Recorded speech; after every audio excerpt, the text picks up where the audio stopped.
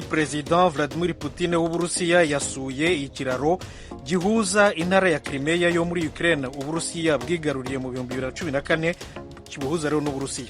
Mu kwezi kwa 10 gushize iki kiraro cyaturikijwe n'ibisasu Uburusiya bwitirira Ukraine. Ibindi tubibaze Fidel Niyongabo.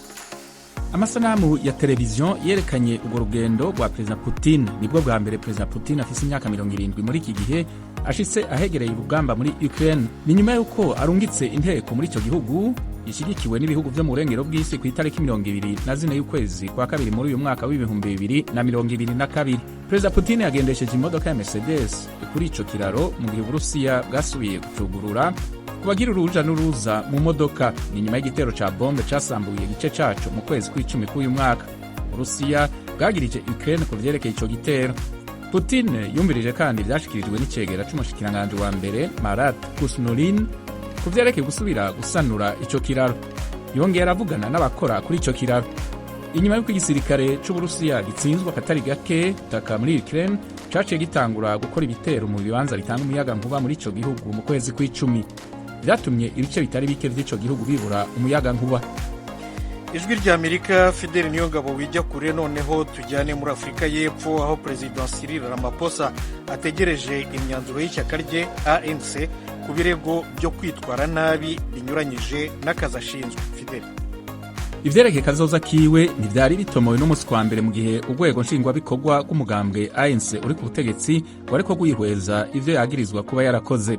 Itohoza ririko riraba ryerekeye amakuru yatangajwe ko amafaranga atari make y'agaciro yanyegejwe mu kibanza ciwe atunganirizamwo ivyerekeye ukwinezereza, kandi ko atatangaje ayo mafaranga irengero ryayo ritari rizwi igihe yasahugwa mu mwaka w'2020. Ramaphosa yarahakanye ivyaha akekwako. Gushika ubu nta caha na kimwe kiramwagira. Ayo mafaranga yatowe mu kibanza ciwe atunganirizamwo ivyerekeye ukwinezereza citwa Palapala.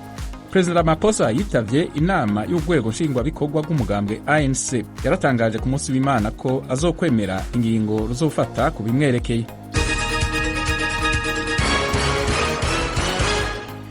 mukomeje kumva radiyo ijwi rya Amerika ivugira Washington DC mu Kirundi n'Ikinyarwanda.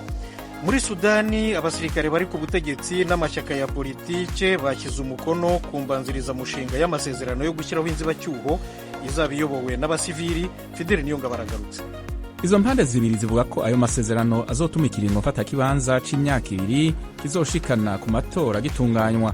Kizokongera gihagarike uruhagarara rwose rushobora kwaduka rumeze nka rumwe rw'inkumbi rukavamwo ya kudeta yabaye mu mwaka w'2021. Yamara amashirahamwe y'abari mu myerekano ntashigikiye ayo masezerano, bashaka ko haba ibiganiro n'igisirikare. Imigwi y'abayisilamu bashigikiye intwaro y'uwahoze ari perezida wa Sudani Omar al-Bashir yakuwe ku butegetsi mu mwaka w'2019 nayo nyene ntishigikiye ivyo biganiro. Hisunzwe amasezerano yatewe kw'igikumu hagati y'izo mpande uno musi kuwa mbere, igisirikare kiyoboye leta kuva habaye kudeta cemeye ko kizoserukirwa gusa mu nama ijejwe umutekano no kwivuna abansi iyobowe n'umushikiranganji wa mbere. Nta tariki yategekanijwe ku bijanye n'amasezerano ya nyuma canke igenwa ry'umushikiranganji wa mbere. Amasezerano ntiyerekeye ibibazo birimo gutunganya neza igisata mfata kibanza kijanye n'ubutungane n'umutekano. Ivyo bizokwihwezwa mu bindi biganiro bizoba mu bihe biri imbere. Noneho tujye muri Nigeria. Polisi yabohoje abaturage 4 bari barashimuswe mu musigiti n'abantu bafite imbunda ejo bundi kuwa gatandatu muri leta ya Katsina mu majyaruguru y'uburengerazuba bw'igihugu. Eugenie Mukankusi araduha ibindi kuri iyi nkuru. Umuvugizi wa polisi ya Katsina Gambo Isa uyu munsi kuwa mbere yavuze ko abari mu masengesho bataramenyerwa irengero nyuma yo kugabwaho igitero ku musigiti, abenshi ari abagabo. Yavuze ko abagabo bari bafite imbunda bari ku mapikipiki bateye umusigiti Ifuntua kuwa gatandatu mw'ijoro ubwo abantu bari mu masengesho barasa imamu n'undi muntu umwe. Ifuntua iri mu majyaruguru y'igihugu, ni ahantu h'urugendo rw'amasaha agera kuri 6 uvuye Abuja. Isa avugana n'ijwi rya Amerika kuri telefone yavuze ko abantu 2 barusimbutse kandi ko barimo kuvurirwa mu bitaro by'akarere. Itangazamakuru ryaho ryatangaje ko abantu barenga 40 baburiwe irengero. Ibitero ku misigiti byongereye igitutu kuri guverinoma ya Perezida Muhammadu Buhari kugira ngo ivugurure umutekano mbere y'amatora yo mu kwezi kwa kabiri yo guhitamo uzamusimbura. Polisi y'igihugu cya Nigeria yohereje abashinzwe umutekano benshi uyu munsi kuwa mbere ubwo umuhanda wa gari ya moshi Abuja Kaduna wongeraga gufungurwa.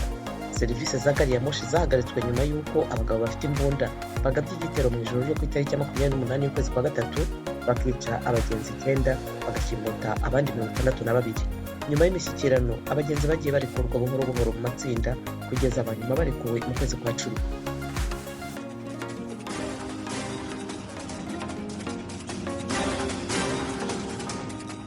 Eugene Mukankusi na Fidele Niyongabo murakoze kutugezaho ayo makuru avugwa hirya no hino ku isi.